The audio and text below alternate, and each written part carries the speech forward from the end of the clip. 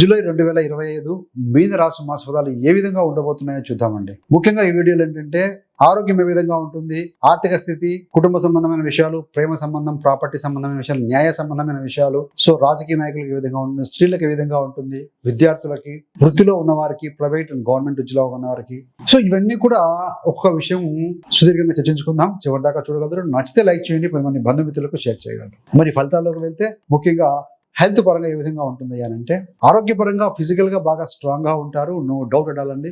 మాసం చివరన 27వ తారీఖు నుండి అష్టమాధిపతి శుక్రుడు మీ యొక్క రాష్ట్రాధిపతి గురుడుతో కలిసి చతుర్థంలో ఉండటం వల్ల కొంత మానసిక ఆందోళన, కొంత డిప్రెషన్ కూడా, ఎందుకంటే శనిచుడు వక్రీకరించి వ్యయ స్థానంలో ఉన్నారు కాబట్టి ఇంటి మీద దృష్టి మళ్ళడం కావచ్చు, కాస్త డిప్రెసివ్గా అనిపించే అవకాశం ఉంది.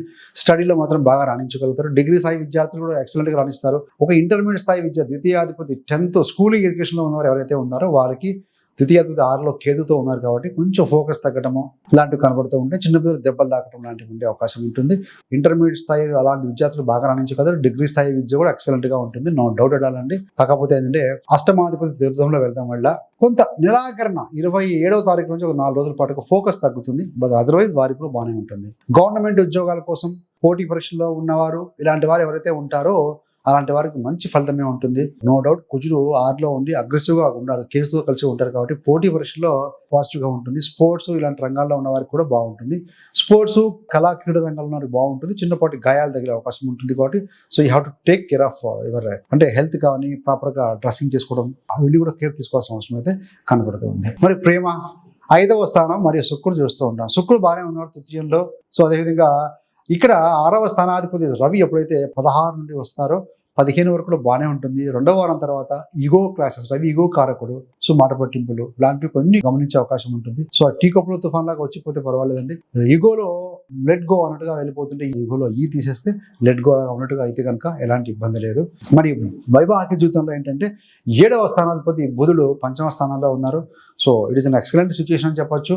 సో ముఖ్యంగా ఏంటంటే ఈ మాసంలో అంతా బాగానే ఉంటుంది వైవాహిక దాంపత్య జీవితంలో.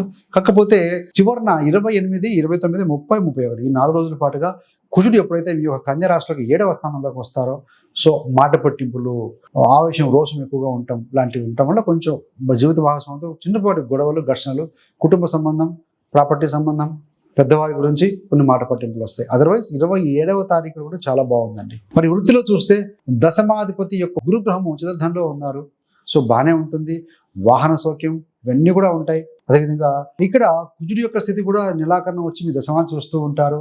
కొంతమందికి స్థానచలనము, బ్రాంచ్ మార్పులు ఉండే అవకాశం ఉంటుంది, అయినా కూడా పాజిటివ్గా ఉంటుందండి.